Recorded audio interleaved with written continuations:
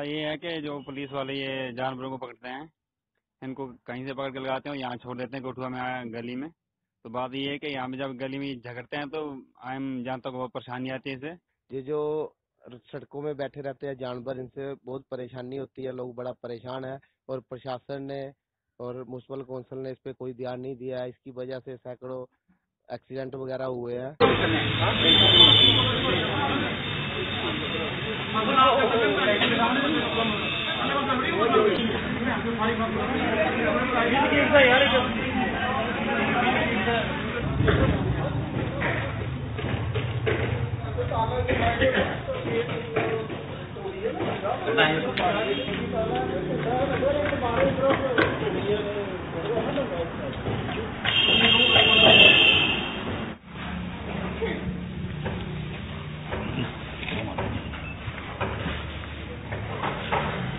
मैंने उनको फोन किया था कि सर हमें ये जानवर तंग करते।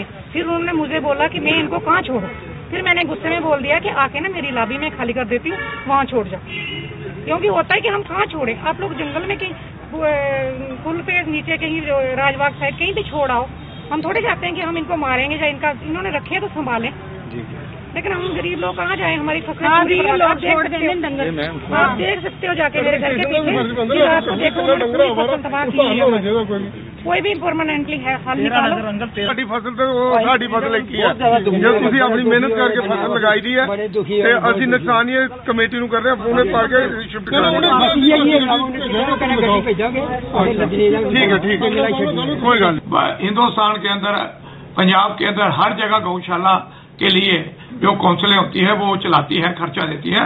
लेकिन जम्मू कश्मीर में एक ऐसे हालात हैं जहाँ 1 रुपया भी इन्होंने गौशाला के लिए नहीं रखा है। लेकिन आने वाले टाइम पे हम जो हमारा प्लान बनेगा उसके ऊपर हम भेजेंगे।